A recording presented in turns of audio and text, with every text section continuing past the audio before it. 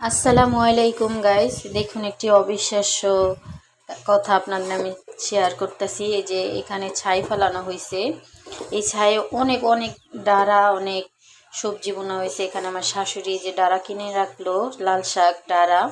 তো ফার্স্টে যে তারা এই খেতে ছাই ফেলাইতেছিল, তো আমি খালি ভাবতাম যে এখানে তো জীবনও কোনো ফসল হবে না। তারপর তারা বীজ রোপণ করলো ফালাইয়া, মনে করেন 7 দিনের মধ্যে যেমন ধুমধুমাইয়া এই যে লাল শাক ডাঁড়া শাক হওয়া শুরু করলো। ওরা আমি বিশ্বাসই করতে পারলাম না যে আসলেই আসলেই আল্লাহ চাইলে সবই হয়, আসলেই আল্লাহ চাইলে সবই হয়। তো এই তো দেখুন, এখানে আমার শাশুড়ি লাল শাক আর ডাঁড়া শাক কিনে রাখছে। তো এখন এগুলো আজকে আমরা রান্না করব।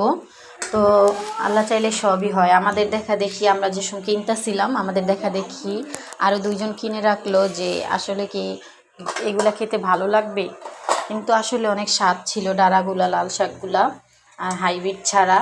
তো দেখুন, দেশের এইসব জিনিস, এই শাক সবজি নিজেদের সামনে বোনা জিনিস বা নিজেরা বোনা জিনিস খেতে ভালোই লাগে। ওই যে একটা কালা বাতর দেখা যাচ্ছে, ছাই দিয়ে ভরছে, এখানে অনেকদিন আগে আপনাদের দেখাইছিলাম। আমার তো দেখতেও ভালো লাগে, খেতেও ভালো লাগে, খুবই ভালো লাগে। বোনা হয়েছে, তো এই তো লাল শাক বোনা হয়েছে। তারপর চাচা লাল শাক নিয়ে বাজারে দিতে গেছিল। তো এই যে লাল শাক আমরা আবার কিনে রাখছি চাচার থেকে, চাচায় হপাই উঠাইছে। ওই যে দেখুন, জানি না বোঝা যাইতেছে কি না, দেখুন ওই যে ওই বাতরও অনেক লাল শাক হয়েছে। তো চাচা এখন উঠায় বাজারে নিয়ে যেতে লিখছিল, পরে আমরা কিনে রাখলাম। এই তো লাল শাক, জমির টাটকা লাল শাক, ছোট ছোট পাতা, দেখুন 6-8 নিচে 50 টাকা। খুবই সুন্দর শাকগুলো, টাটকা শাকগুলো বাছা হয়েছে। এই যে পানি দেওয়া হচ্ছে, সিদ্ধ করে শাকগুলো।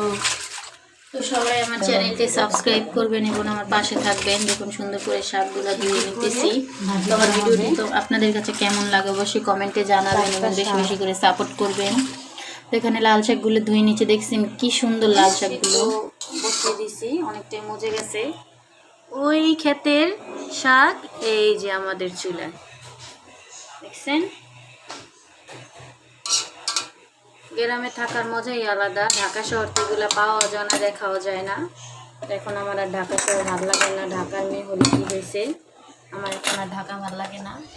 এই গ্রামের দৃশ্য পরিবেশ আমার খুবই ভালো লাগে। সব কিছু টাটকা পাওয়া যায় এবং টাটকা খাওয়াও যায়, এটার মজাই আলাদা। এই যে এখানে শাক ভাজি করার জন্য লাল শাক ভাজি করবো, আজকে ডাঁড়া রান্না করবো না, তো লাল শাক ভাজি করব। দেখুন লাল শাকটা কে কী পছন্দ করেন, আমার খুবই ভালো লাগে, খুবই পছন্দের একটি শাক। তো আজকে মেনুতে আছে লাল শাক, শিং মাছ ভুনা, শিং মাছের ডিম ভাজি, তারপর আরেকটা শাক আছে কেলাকুচ পাতার শাক, এটা আজকে আমরা রান্না করব। তো অনেকেই কেলাকুচ পাতাটা দেখতে পারেন যে খেয়ে কেমন লাগে। তো এগুলো আজকে আমার বাবার দুপুরের খাবার।